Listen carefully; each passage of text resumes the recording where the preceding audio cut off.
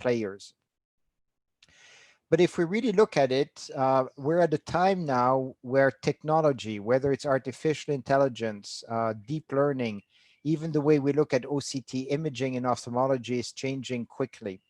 And being able to use technologies such as robotics, for example, in performing surgery, I think is going to be able to make use of all of these new areas of technology. In fact, we have a project that hopefully will start very soon with some people in Greece with European funding to try and look at the application of artificial intelligence specifically to surgery and its potential use in improving the way the robot is able to function by learning as a person uses it and optimizing the way we do the surgery itself. Robotics is already part of our lives. It is part of surgery. It's also part of what we do already for probably 20, 25 years. If you think about heavy industries where there's a risk to humans, for example, in automation, in doing automotives, a lot of it is being done by robotics. Unfortunately, certain companies like Amazon want to make use of more and more robotics to try and reduce the use of individuals. And in fact, where robotics are best applied and adopted is when they enhance our abilities or when they take over things that are dangerous. So for example, in areas of conflict. And in assistive applications, that is where robotics has a big future. Support in body parts, replacing prosthesis if we're unable to do things. And with regards to surgeries, as I'll show you, the higher precision that a robot provides is very useful for us because it extends our abilities in terms of being able to do surgery. Now, I'm certainly not the first. When I first gave a presentation on this subject, I got an email from Dr. Spitznatz that reminded me that in 1983, when I just finished medicine, he already had published an article on using a micromanipulator that was the forerunner to vitreoretinal surgery. And he, in his article, indicates that he's operated more than 1,000 people with this system. However, he abandoned it. He abandoned it the moment we had micro instruments that were able to do surgery inside the eye. And for a very long time, we didn't really need robotics because we had instruments that allowed us to do what we wanted to do. But as people now are talking about doing subretinal sheet transfers, gene therapy, the idea of doing limited surgery inside the eye instead of doing a complete vitrectomy, then robotics will start having more and more role. They augment our surgical capacities. They give us assisted positioning. For example, you could, and we've done this, and Marco has tried it also, you can essentially just suspend whatever you're doing while you're thinking about your next stage, or exchange an instrument and come back to the exact same place you were. So assisted positioning changes the way you interact with your tissue and you're able to do surgery. We can limit hand tremor. We all have a tremor of about 100 microns, and some people a bit less. My tremor is less than Marco's, but we can talk about that later. And we also, if we're trying to hold things precisely for a while, it becomes problematic because then we have micro jerks. And I'll show you a graph that shows that. But for every single possibility we have, it also brings us a challenge. Augmenting surgical capabilities is fine, but to do that, we have to introduce things like filtering to remove hand tremor, which may in fact change the rapidity with which we get a response from the robot. And so as the robot does certain function for us, it has to remain intuitive. A surgeon should not have to feel that he has a long learning curve in order to learn how to use the robot. And so things such as motion stop and target suspension are all things we can do, but we have to be careful that it makes our life easier and not that we have to have a long learning curve. So these are the challenges. We want something that is ergonomic, that is with the right design, that doesn't impact too much both on the patient and on the way we do surgery. It should fit with existing surgical suites if we can, instead of having to have another design. It, of course, has to be safe. That's absolute given. And then we have to use use, and I've already in some ways introduced the fact that one of our biggest fears is that we can devise all of this, but are you going to be willing to adopt it? So this is Da Vinci. Fantastic machine if you're doing abdominal surgery. I'm surprised you can do very good urology with it, but it is possible. But you see that it has a huge footprint. And just try to think that you're going to use these instruments to do ocular surgery. It isn't really designed for that purpose. If we look at the main approaches for vitreoretinal surgery, these are, or for eye surgery, these are the ones that have been thought of over the years. You can have an assisted handheld device, as is shown in the middle, in which case you have a device that is able to stabilize what you're doing and compensate for some of your deficiencies. But it means that each instrument has to be fitted in there, and there has to be a very fast background loop that analyzes what you're doing and compensates for it. So it's a very intuitive, simple design, but complicated to manufacture to get into general use. Co-manipulation is the next level. In this case, the robot assists or limits your motions and directs you in a specific direction. So if you wanted to cannulate, for example, a vein, which this has been used for, it does work. And the third system, which is more complex because you have to work with a computer, make sure that it does what the surgeon wants to do, is telemanipulation. And here, in fact, you use a joystick to essentially get a what we call the slave to do the surgery itself. And this is in fact what we've chosen. Here are the advantages of a handheld system. It can filter tremor. It can improve static tasks, such as just drug delivery. It is very intuitive in use, but it has a lot of deficiencies. You can't scale. It doesn't have what's called the remote center of motion, so it can't, in fact, orient itself within the eye and tell you where you are. And it does nothing with regards to eye stability. Co-manipulation is better. As you can see, there are more pluses, but it isn't all that intuitive. It does tend to limit what you do, and a rapid exit in terms of safety is somewhat more complicated to achieve. And where you do, so this is but it does assist the surgeon. It can help to filter and fit with appropriate instruments. And one of the tasks where it was proven to work was for cannulation of retinal veins, which was done in Leuven, mainly for the central retinal artery, that in some ways can also be done without use of these devices. And it is cost effective for frequent conditions, and it is cheaper than trying to build a fully robotic system that is teleoperated. And this is in fact a video from company Minutia that shows how their system could potentially be used to get into the eye and perform the surgery and be able to cannulate. But it does very small directed motions, limits what you're able to do for this particular purpose. Telemanipulation covers all of the elements that are mentioned here. It can have a rapid exit. It filters tremor. You can adapt it to various type of applications. So, you know, it essentially the computer will translate the commands that you give to the robot in a master-slave design. So you can get it to peel, you can get it to cannulate, you could inject through the retina. And I'll show you some of the examples of what we've tried to develop over the last few years. This is essentially the basic principle. On the left, you have the slave that is essentially controlled by a robotic arm, and you use a motion controller on the right. And one of the big advantages is as you manipulate the tip of that motion controller, you're in fact at the very tip of your instrument. At least as a vitreoretinal surgeon, we always work at a distance, but here you get the feeling that you're just at the level of the tissue.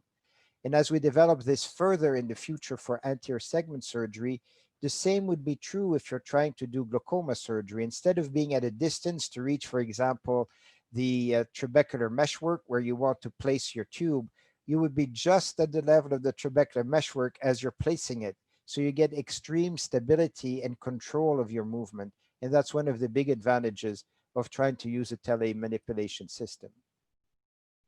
Precision is very high. It's under 10 microns. In fact, I'll show you that we have data that shows that it's under 2 microns. It filters tremors, it motion scales, so it's intuitive, which is important for the surgeon. We can exchange instruments, and it has this positional stability and memory, which means that we can set boundaries beyond which you can't reach, so it's safe. You can also advance by certain steps, which allows you to advance in a safe way towards the retina, or potentially within the retina or elsewhere. And for those people who have tried it so far, well, they find that it causes less strain. They can keep a more restful position while they do the surgery. It's less stressful. And because of some of the function I've mentioned, the motion stop where you can't go beyond a certain area, the fact that it can help you to position in a given place and you can suspend tasks, think about what you want to do and go to the next step. It has a large operative reach. That's the way it was designed. We designed it from the ground up so that it would be able to do vitreoretinal surgery. And as you can see on the right, we clip onto the trocars. And that was probably a very good choice because the fact of choosing that as a reference point gives us a very high precision about what we're doing into the eye. You'll notice on the left that we don't reach all the way anteriorly. The idea was to try and avoid the lens, but give us a very large reach inside, both from a nasal as well as a temporal side. So far, we've only developed the temporal arm and we haven't really looked at the nasal part. But in theory, we can reach about 90% of eyes, also from the nasal side, and the orbital rim. We've designed this and modeled it based on a European person from the very far north to the very south. These are experiments we did looking at static positioning. So you see on the left, robotic, you see that the 5-micron steps, and the vibration you see there has largely to do with the fact that where the robot was placed on the table, there was a little bit of vibration. It wasn't completely steady. And that small blip has to do with the fact that somebody just hit the side of the table at the time that the experiments were being done. When you do the same thing with humans, you can see what 100-micron looks like, and you see a lot of overshoots. And that has to do with the fact that if you're trying to do something statically, inject through the, for example, the retina into the subretinal space, your body was built essentially to move. And so if you stay steady for a while, every so often, you're going to have what's called a microjerk. And these are very often between 250 and 300 microns in amplitude. If we move and you're trying now to make a step from one position to another, the robot, you see, has a very slight delay of a few milliseconds as you tell it to do something. In humans, it's about the same, and we still have all that variation in height between in terms of position. One of the key elements for performing vitreoretinal surgery or performing eye surgery in general, as compared to what you might want to do inside an abdomen, and I would even say with regards to neurosurgery, is that we require more than just high precision. High precision can mean, as you see in the top right-hand corner, that you always come to the right spot, but you may be off from where you need to be because you might have low accuracy. And most systems that have been developed have either talked about accuracy or precision. But for us in our field, we need both. We need that lower right target. Essentially, we need high accuracy and precision. And you can see what we're talking about also on the left. When you're high accurate and highly precise in your positioning, you can follow a square and always remain on it. While above, you can follow a square, you can create a very nice cube, but you're not quite on target. And this is what you often get when you're trying to do surgery abdominally. These are the results of experiments that were done a few years ago that show robotic performance versus human. So if you just let the robot recreate some of the things I showed you just before, we see a precision and accuracy in dynamic tasks of about 1 to 3 microns. So high precision during motion. While if we look at human performance, it's a lot less. It's about 10 times less. And experience with regards to X, Y doesn't seem to be all that important, which as a experienced vitreoretinal surgeon that has trained people, and I'm sure Marco would agree with me, is in fact a bit of a bummer because you get these young people that come along, and when you look at them track within the eye, they do virtually as well as we do. Except that when you're looking at depth perception, which requires, in fact, fine motor skills inside your hands, your fingers, particularly the index and thumb, there is a difference. Experience makes a difference. And this has also been shown in clinic by a group in Toronto where they assessed the abilities of their fellows as compared to the attendings and saw there a major difference. Adoption, well, we need real solutions. So let's talk about that. And here are some examples. This is the cannulation of a vein done a few years ago in a pig, where you can see that there's hardly any motion. This 60 micron diameter catheter is brought into a vein, and we're filling up the vein with fluid. And we've left it in place in a live pig for up to about 20 minutes. The light source was on the side. You can see that we're backfilling the veins. This is a repetition of the same video. We did this in part because we were interested in trying to get rid of occlusions. So we cannulated the vein here, injected ochriplasmin, by the way, or Jetrea, and you can see that you can get rid of a clot extremely quickly. And when we pull out, and I'm not sure that we're showing it here, there is a tiny bit of bleeding, as you can see, because of, and you can get rid of that by just increasing your pressure. But again, cannulating, remaining there in place, positioning it just above the vein is easy to do. We don't even need to do a vitrectomy in this case. You can go right to the spot where you want to go and then just do the injection.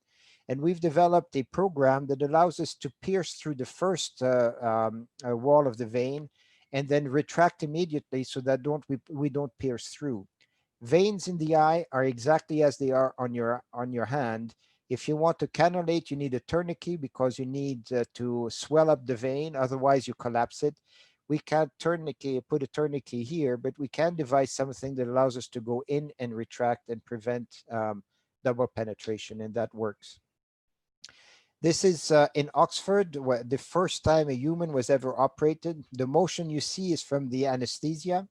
And here the needle is going to approach the surface of the retina and initiate a flap so that it can be peeled. And even in these first set of patients that were done and published in Nature Biological Engineering, the results show that there are fewer hemorrhages when you're using the robotic system as compared to doing it in humans. Here we're showing some experiments that were done during Euretina in 2018. We now have a simulator that is connected to the robotic arm. And these are surgeons, this is an Australian, that came and just tested the system during Euretina when they had a few minutes. We didn't train them very much, but allowed them first to play around with the system. And then after that, asked them to participate in a mini study. In our mini study, we created the virtual bound at the level of the retina and then looked at the number of times that a retinal injury occurred. So retinal injuries occurred in the IC simulator if you touch the retina, and they show up as either small hemorrhages or as the presence of red spots. And we looked at the numbers that occurred when they did it manually or when they used a robot in order to do the surgery. And you can see here that both in the macula as well as extra macular locations, there were more injuries and none, in fact, when you use the robot. And an article was published along those lines, and it shows, in fact, that by regards to surgical time, we don't do quite as well. It demands more time, but the range covers about the same area as what you have manually. And so what has been told years ago by one of the engineers that worked on Da Vinci, she said that if you want really to optimize the use of a robot, you have to think as a robot. That is to say, in this case, if we place a bound at the level of the retina, we don't need to approach the retina very slowly. We can go directly to that bound because we know that we're not going to penetrate. In this case, the bound was placed a little bit under the surface of the retina, so you still had to be a little bit more careful when you came very close to the surface. But if a person does that, the amount of time required to do surgery decreases dramatically. There are, in terms of the manipulations, the number of times you open and close the instruments, it was the same for both. But you'll notice that with regards to hemorrhages, they're less. They're not completely eliminated, but definitely less. And there are no retinal injuries in the case of the robot. There are some that occurred when it was done manually. So this is a video that shows you essentially a peel. So manually, you can end up hitting the retina in the periphery. Sorry, and if you do it robotically, you can induce your peel. It takes a little bit of time, but as you pull laterally, the the device itself will prevent you from being able to hit, so you can go a little bit faster and you don't end up hitting the retina as you get close to it. This is the setup inside the OR. As I told you at the very beginning, what is important is to have a setup that is as non-intrusive as possible, preferably that fits in an existing OR, and this is what we've tried to create. So this is the setup in Oxford. You can see here the headrest, the instrument manipulator. This is a specific headrest that has to be placed on the table. It's an integral part of the robotic system. The micromanipulator sits here on the side. We've simplified the holder at this stage. The patient fits in here, is brought in. You have to position the head correctly. And while you're not using the robot itself, you can carry out your surgery the way you normally would. And then you bring the robot in as in D and E at the moment you really want to use it. You can keep using your regular light pipe and carry out the surgery you want to do. So the surgeon uses the system to assist him in those tasks where he feels that it really adds something, but can carry out doing surgery using the same microscope, the same setup as you've done in the past. In the future, we may well go to a system that would be able to use an integrated video system and do it independently, but we want to do things stepwise and first get people used to it. This is the setup in Rotterdam. We use a fleece to hold the head in place so that it can't move. Surgeries have been done in Oxford also under local anesthesia and have been done successfully. And you can see more or less how people can be located around the in their standard position as they're doing surgery. Here, the robot is being positioned or the micromanipulator in place, and the surgeon is using the remote control to try and direct it. Better seen here as he's moving the motion motion controller. The robot moves and the motions themselves are adjusted based on where he's located inside the eye, so that when you're far away, it will move quickly, and when you're close to the retinal surface, it goes slowly. This is something we're developing at present, which is a probe that contains an OCT scan, and the top is the back side of the probe, that's the line above, and we're getting closer and closer to the retinal surface. And I think one thing you'll appreciate here is, first of all, the stability, but secondly, the fact that we're seeing these blips, and these blips correspond to two things. These are heartbeats. And if you think about it, each time the heart will compress, the ventricle compresses, the choroid fills, which causes the retina to move forward. That motion is about 6 to 10 microns in amplitude. And each time a person breathes, that adds an amplitude of about 20 microns. So you can find yourself between 40 and 60 micron motion back and forth of the retina just due to physiologic parameters, which we don't see on standard OCTs, because the OCT that we see is essentially a realignment of A-scan OCTs that are where you use the surface and the RPE as a point of reference in order to be able to line them up. So heartbeats 15 to 50, and as I've mentioned, the heart rate does the same thing. We haven't fully developed this, but we think that this will add safety in terms of doing surgery. So we'd like to have instruments along these lines. And the other thing that it will also add is the ability to, for example, enter the retina to a specific depth and be able to do surgery in this way. In Euretina this past year, we've made a simulation of what subretinal injections might look like. And so you see this here where on the left side, the robot is positioned to go through the this gelatin with a paper thin layer under. And on the right, you see the amount of jitteriness you would get as you try to do it yourself. And manually, you always get some degree of reflux, while with the robot, there may be a little bit of reflux, but very little, and you get the formation of this bleb that occurs under what within the structure that we created here, which is a simulated retina.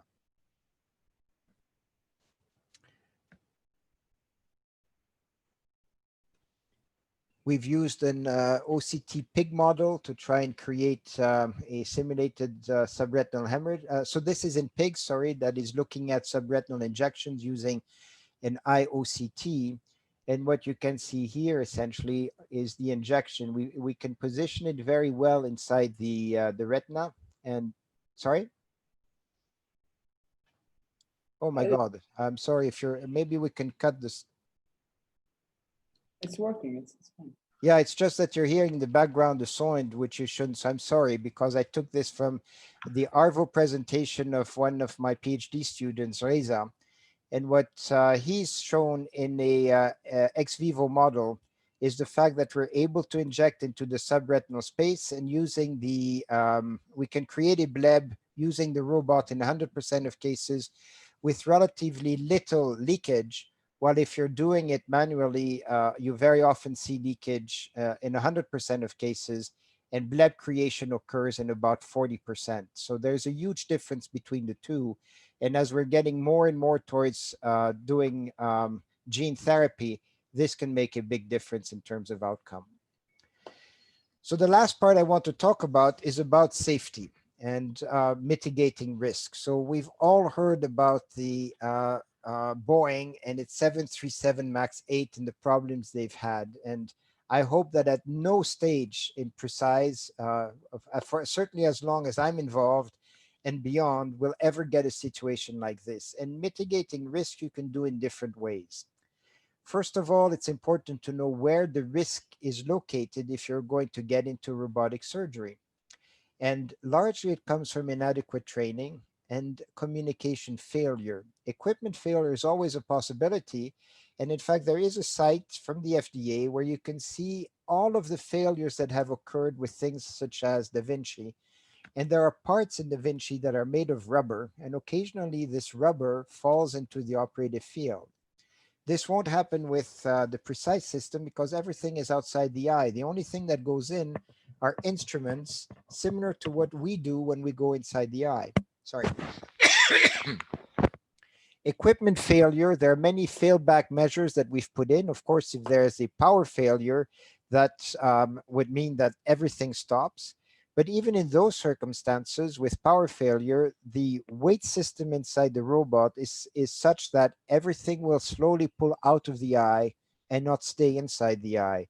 So it is quite safe from that standpoint. And with regards to position and movement of the patient, I'll come back to that a little bit later.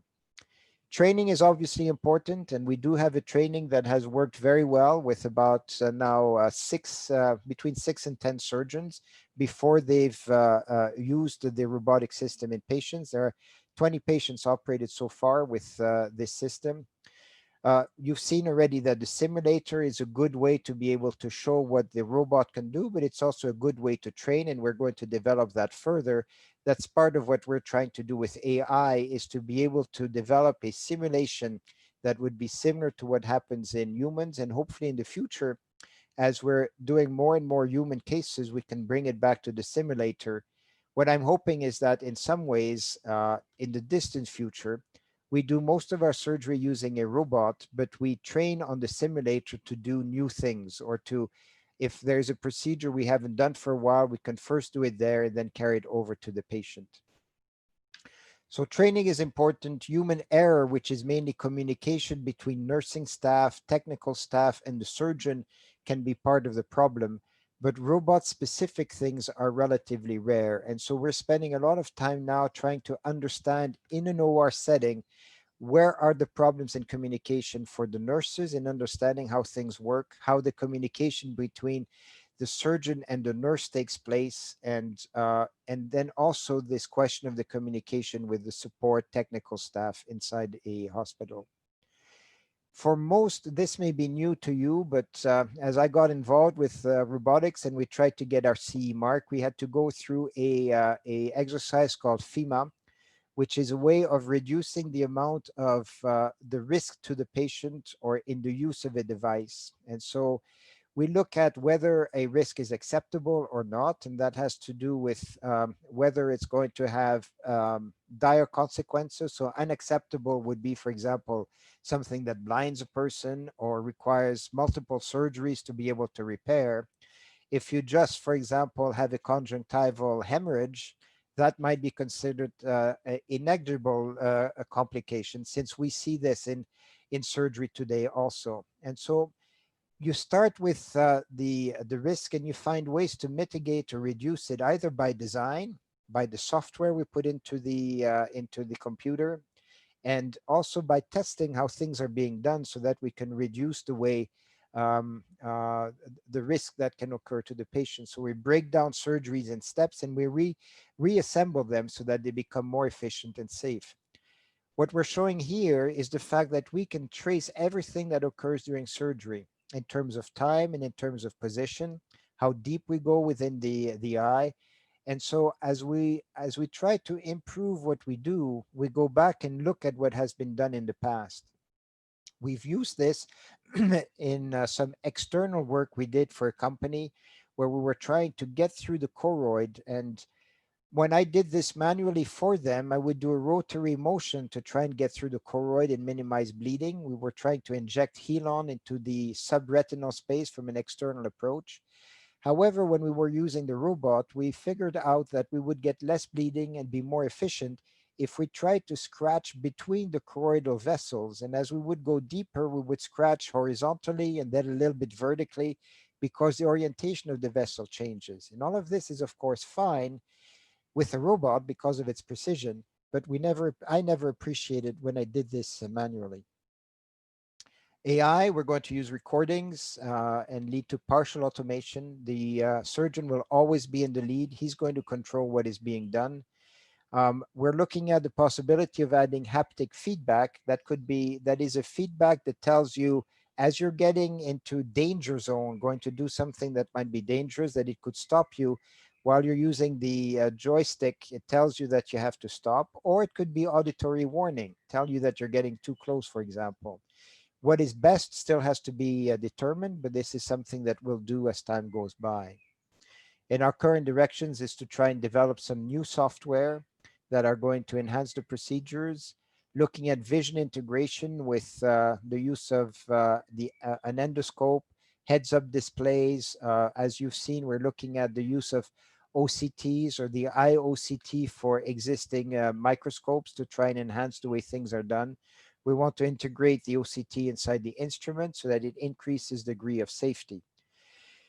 I mentioned I would also, and with regards to safety, we've looked at the use of, for example, fleeces to hold the patient in place. And one often question is, yeah, but what happens if a patient moves? Right now, when we use the robot, we use it for very specific tasks. It's a bit like trying to do a very fine peel at the surface of a retina, or removing a subretinal membrane when we used to do that. And I've done quite a few of these surgeries, a patient awake. And when it comes to a critical point, I tell the patient, we're doing something critical, stay awake, stay attentive, don't, move. And I've always been able to carry out the surgery under those circumstances. Those cases that were done under local with the robot are similar. That is to say that when it was being used, the patient has a high level of interest. You tell him that he needs to fixate at a specific position, and he does that. You're not doing a full surgery under robotics. In the future, we may want to do that. And if you look at what has been published so far, and I think out of your own experience, we get more problems very often under general anesthesia, where all of a sudden a person starts to respond to his, if he's intubated, to his tube, and a lot less under local anesthesia. Under local, it's people that fall asleep that all of a sudden become awake, and that you can deal with by getting patients to remain, attentive during surgery. The robot itself inside the joystick does have a function that if you were to see a person move and you jolt back on the joystick as if you were removing an instrument, it will remove the instrument within about 10 to 20 milliseconds. So it's within the same range of time that you would do yourself while you're doing surgery. So I think, inherently it's it is safe and could be used. What about the future? Well, short term, as Precise is trying to lease the instrument, we've tried in the past to sell it, but it is a machine that is handmade at this stage. It has to be done when we receive a order. and it's in the order of 400 to 500,000 euros. So it's not cheap, but it's of course a full robotic system. We have now a system that is going to the US. We have a CE mark on the system, so it can be sold or leased in Europe. And we're working on getting FDA approval, which should change very much our approach for the future. I've mentioned we're trying to integrate the OCT system, and we're looking at more long term at using AI. And because it's a very compact system, and if we build in the visualization either in instruments or from a distance, we could also think about moving eye surgery out of standard ORs and putting it more into office-based solutions, which in some ways I think is the future of ophthalmology. So, we're working on it. We've been working on it for about 14 years. I think we're getting closer to a system that can be deployed. And I hope that you'll all want to be part of this revolution in terms of how surgery is done. It's been 10 years and it's a very small team that has worked on it. Garrett is our CEO. As you can see, most of them are extremely young people. Martin is mainly our integration engineer. Thijs has developed a lot of the robot itself and the systems that go on it and the coupling systems. We have some advisors with regards to regulatory affairs. Martin Steinbuch was the professor that, along with me, developed this system early on, and we have some business advisors also. So innovation is the calling card of the future. I think this is the innovation that will get us there. And I hope you like this presentation, and I'm open to any questions that you might have. Thank you very much, Marc. I mean, it's always very interesting to hear your lectures. And of course, nobody can say you are not an innovator. And you showed it in all your career with everything you came up with. And this is really the work of many years. And I'm really happy to see that now it's going very well, actually, that you are going even to US, I think. Where are you putting your machine now? So it's in Mount Sinai, so New York Eye Near. We're hoping to install it early, sometime between July and September, depending on what COVID will allow us to do. Mm-hmm. And as soon as we get there, we're going to try and get FDA approval. Developing things like this demands money in a certain sense. And, beyond that, if you guys have ideas, I think that's going to be the time to come up with them.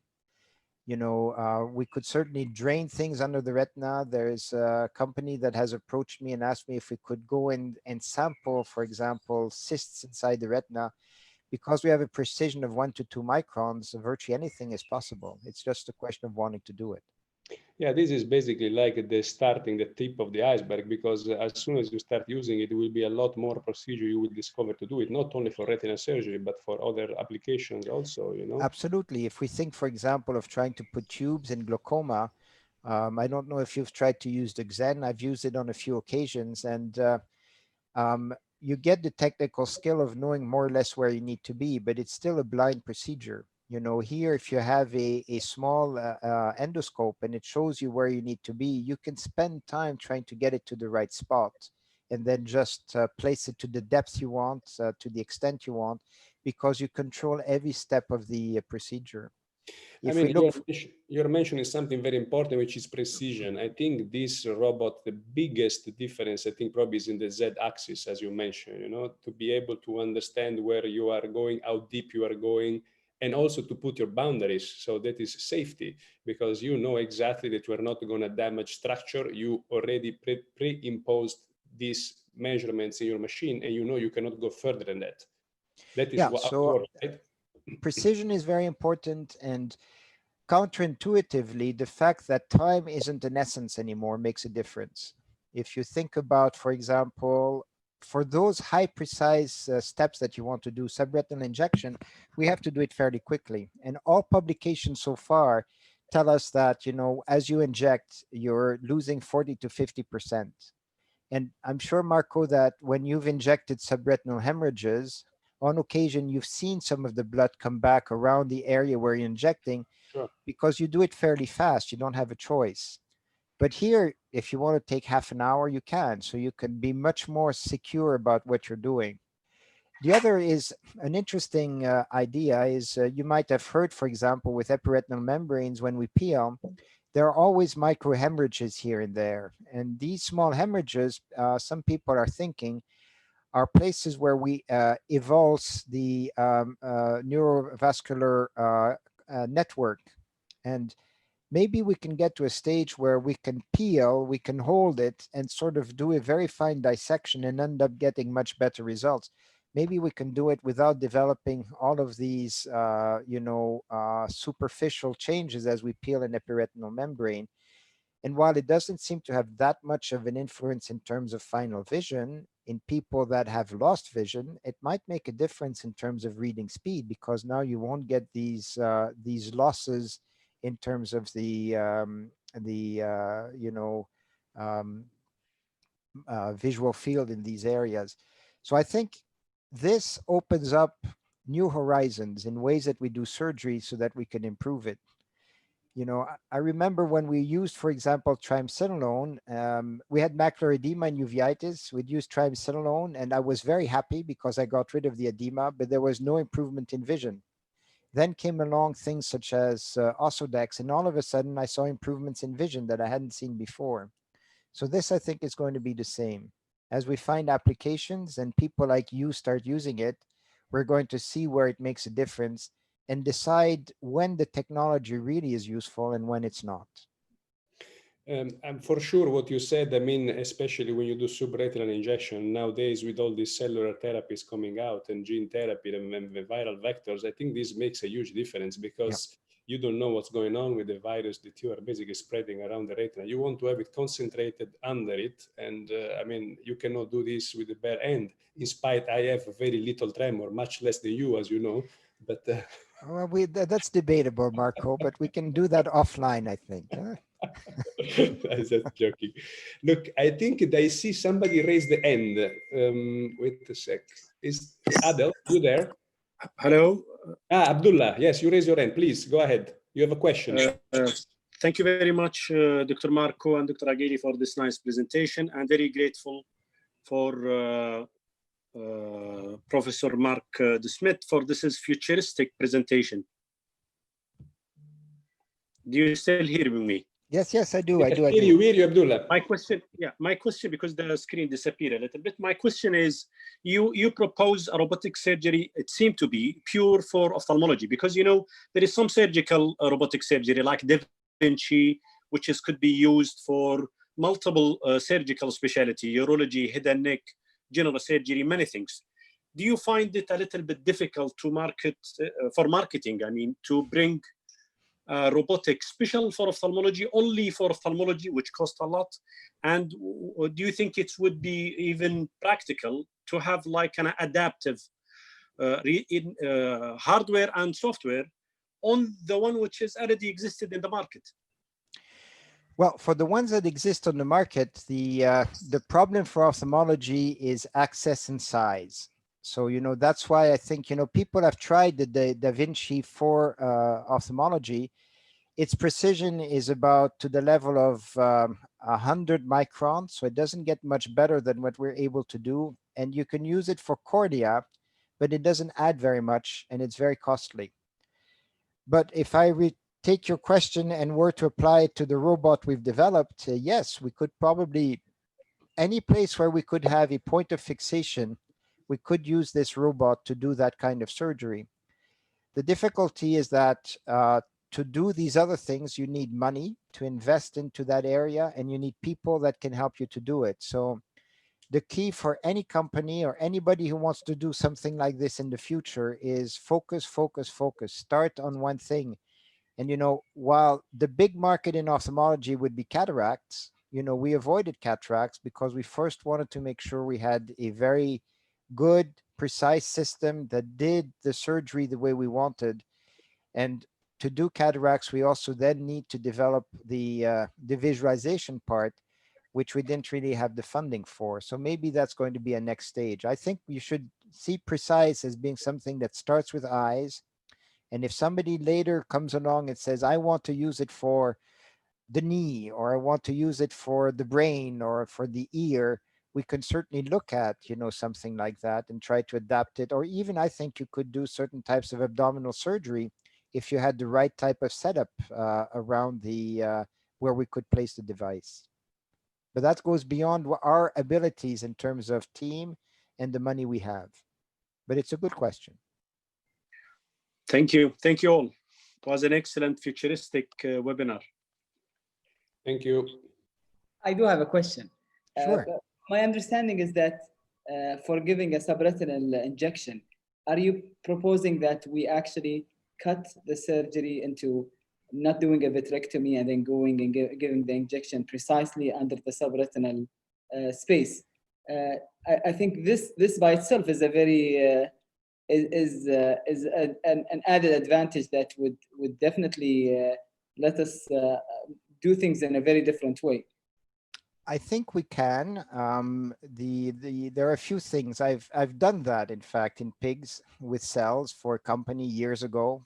More than 10 years ago, I did a lot of experiments. You can find one of my publications on suprachoroidal delivery, which was the ultimate thing that we tried. To do that, you can get into the subretinal space, but you still need to decompress the vitreous. So somewhere you need to do a small vitrectomy, I think. Now with the robot, maybe it's not necessary because you can inject slowly while, the some of the fluid will be reabsorbed through the anterior chamber. So it might be a moot point. But yes, I think you could get to the right spot, tell the robot, go right into this area, do the, we've already tested ex vivo, and we can now inject in the subretinal space and get absolutely no leakage with the closure of the retina. So you could get it to where you want, do your injection, and then pull out. But if you want to be even more futuristic, you want to transfect the rods and cones, and maybe in the future, depending on the disease, you want to transfect the Mueller cells. So if you have a much tinier needle, you have a nano needle, do you really need to cause a retinal detachment? If you take patients with very severe disease, causing the detachment is very difficult. What if we were to do 1,000 injections with a minute needle? Now we're talking futuristic. What I've shown you so far, we can do tomorrow in a patient. But this, if you can inject to the right depth inside the retina, and you inject a microliter, you don't need to detect the retina. You could do multiple injections. I think we I have see your brain thinking. That's good. a question from Dr. Marcos Rubio. He's asking about the calibers that you use in the instruments. When we started with this project, my first requirement was that we could do 25G. So we've tested 25, which means that we can do larger for sure. We haven't tried it with 27, but we could certainly do 27. The key here is that we can fit it onto we use the trocar as an entry point. So whatever fits in the trocar can be used. Marc, that means that you can use even smaller in theory because you have the fulcrum in the trocar without having flexion of the instruments when you go around? Well, you will, if you've done your vitrectomy, you won't have flexion. In fact, one of the things I thought early on as we started developing it was, as you remember, with the 25G early, as you went in one direction, it would bend. And I thought, we could use the robot, we would know the kind of bend it does and just take advantage of that. So we've never had to do that. But if the catheter is too small, so if we go back to the glass catheters, I've inserted them in maybe 80 or 90 times in intact vitreous, and then it only broke once. So it tells you that if you're going into a straight direction and you're not creating any torque, the glass won't break. And that was always one of the arguments in not using glass catheters to try and do things inside the eyes, that if you tried, it would break and then you'd have to remove the broken pieces. In that particular case, in the pig, I did remove them, and that worked very well. You just get a needle and you suck the piece out and it's gone, and you can complete your vitrectomy. But in principle, yes, you can go in with a glass catheter that's 60 microns in diameter in an intact vitreous, get into a vein, inject and pull out and have nothing break. And that's because the robot goes in and out and it doesn't create torque as it moves around. We would, just by the way we manipulate, we might avoid it in many cases, but we won't be able to avoid it in all. And the stability here allows you to do that. Marc, is there now a robot in such a point that you can do semi-automated maneuver? Can you tell him, for example, to go in like 3 micron from the retina and punch through, or cannot you do that? Yes. So what we already do now, but for that you need a video system. So in the simulations we did in Euretina, that was already the case. You would position it on top of the gelatin, get it to advance, and you would do it in steps. What we have right now on loan is an IOCT, so we can get to the surface of the retina, position the catheter, program so that it advances by 150 microns, and the tip will advance 150 microns, and then you can judge whether that's deep enough. And if you think it's deep enough, you can start injecting, and otherwise you can advance by another step, whichever you want to choose, 10 microns, 50 microns, 25 microns, and it will advance by that amount, and it will stay there. And then you can judge and say, okay, this is good, and we continue. So this you can do just pushing the button on the joystick or the No, manipulator? this we also, I didn't show you. I guess that's a mistake on my part. There's also a screen, and on the screen you can put instructions in. So some of it you can do with a joystick or with a foot pedal, or otherwise you use the screen. And if you want high precision movements, it's better to program in what you want. So you do this on the screen and you tell it go ahead. So basically the semi-automated maneuver already nowadays. Yes, you can have a semi-automated maneuver now. So, Or you could, for example, use a memory function where you're doing something and you want to come back. So one of the things we've looked at is, for example, air fluid exchange. And if you know where the position is of the optic nerve and you set up a good safe distance, 50 microns, for example, and you put in all the dye you want, you can essentially tell the robot to go back above the optic nerve at the set position and just suck all of that out without having to worry that, you're not seeing what you're doing. It's going to do it for you. wow. So I see the face of my younger colleague, Dr. Achille there. He said, I studied all my life. I'm now a young consultant. It means they're going to be jobless now if this goes to... Exactly. Do they have to be a trainer? Abdullah, you have to see it differently. Is that now you're going to be as good as Marco.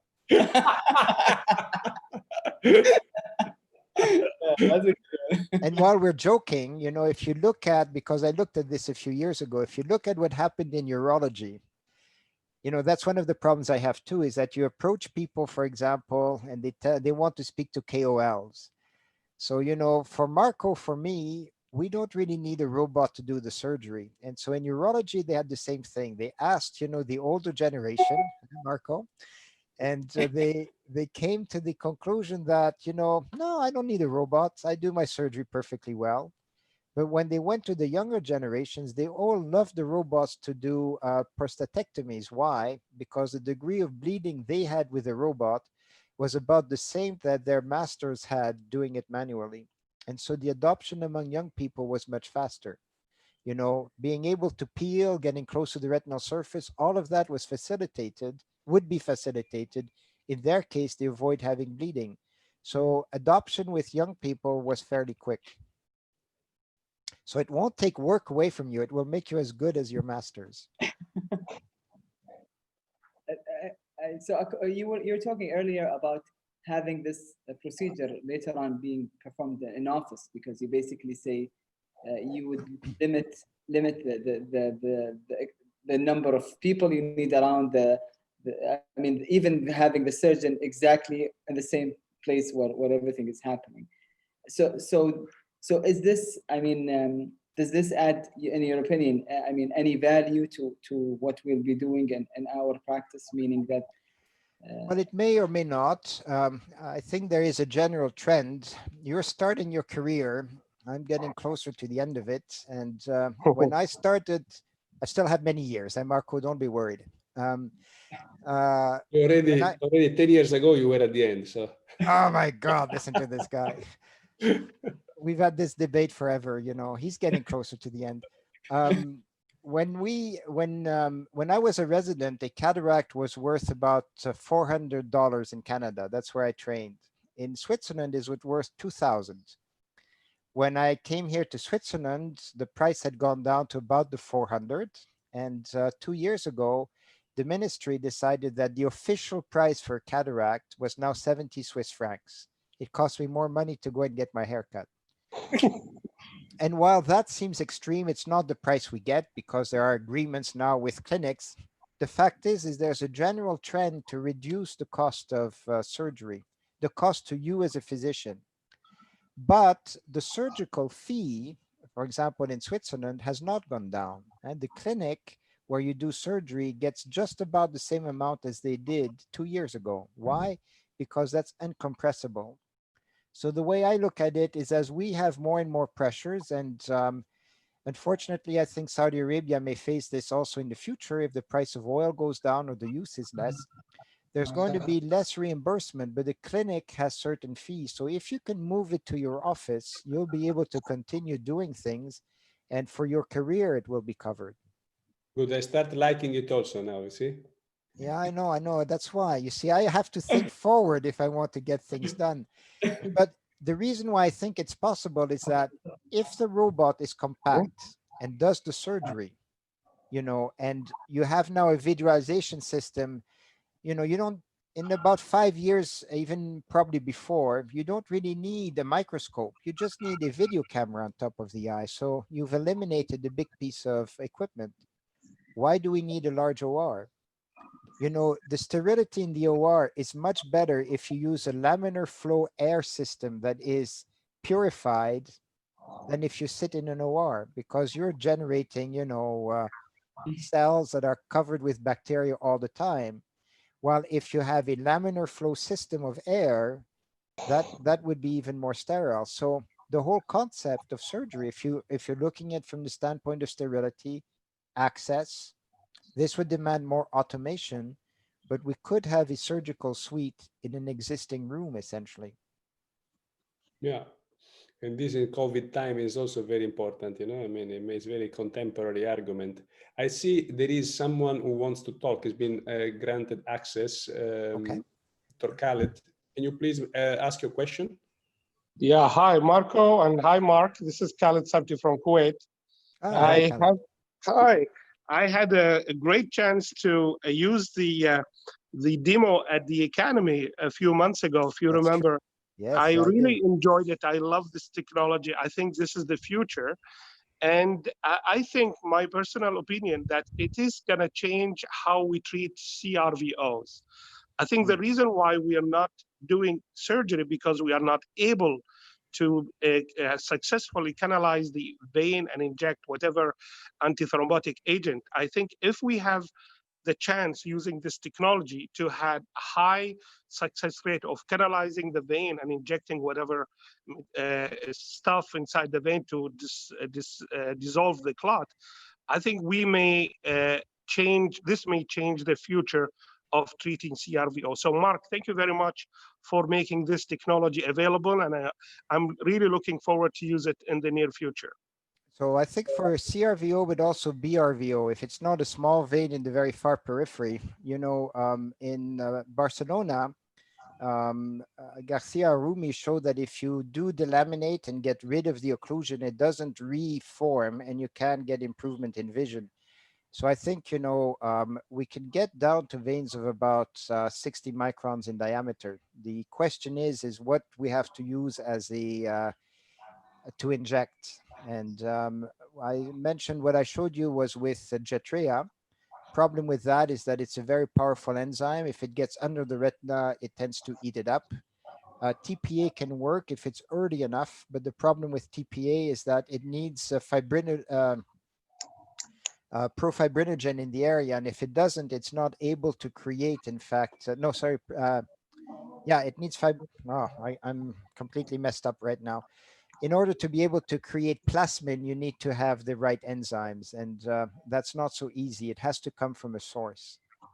And TPA can only work essentially on the prodrug. Thank you, Khaled. I think Khaled has an experience in that. Maybe he can share it with us. I have used TBA in few patients at early stages, and it did work very well. But you know, the chance of successfully canalizing a vein in my hand, it's not more than 30%.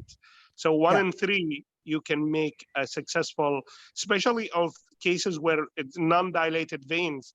It's very difficult. So I think using this technology, it's gonna give us access to unaccessible veins, and then we can inject whatever we works. And I think it's going to change how we treat these. Early July, we're going to test some steel needles on the central retinal vein in the pig to see if we can optimize the software. So we may have something that could work in the very near future. I've used a steel needle 58 gauge cannula in my cases, and they work very well. I think I've showed you a video on that. So we're going to test those needles with the robot. So come back to me in the fall and we can talk about that. Sure. Okay. Thank you very much. Great presentation. Thank you, Marc. Thank you, Khalid. Thank you, Khalid. Thank you for your comments. I think, Marc, we reached the end of the session because we're already past 8. If there is anybody who wants to ask a question to Marc, now is the moment. Otherwise, we will call it a day. No other questions? Then, Marc, thank you very much for being with us, to take the time for being with us. You know that it's always a huge pleasure to have you here and to make jokes with you and to see your face. And thanks for what you share with us. The technology is exciting, and I tried to bring it in the past to Kekesh, so I will even try harder now. And all of you guys that were here, Adel, you saw it, so you can also put a very good word with our CEO for this. So, you know, thank you very much, Marc. I always like to work with you, as you know, and it's a pleasure to be able to, even though it's at a distance like this, to interact with the people in Kekesh. I've been doing this for years with people over there, and it's always been a pleasure. And when Marco was wondering whether he should go, I encouraged him to do it, in part because of the fact that I've never been able to do that. So, you know, I send you my better part. You got the better part of me. And thank you. If anybody has questions, feel free to call. The better looking part, you mean? No, I didn't say that. I didn't say that. So in any case, if anybody has questions, feel free to reach out to me. And, you know, it'd be nice to continue this, process if we can. Yes. Okay, they know how to find you, and through the precise email. I think you put it at the end. Yes, exactly. Yeah. And the same if through you or through through me, you can. If you can reach Marc, I have all his mailing address. Yeah. Marc, Okay. have a nice evening. Have a good everybody. Evening. Yes. Be careful. Bye. Stay safe. Yeah, Bye. you too. Bye.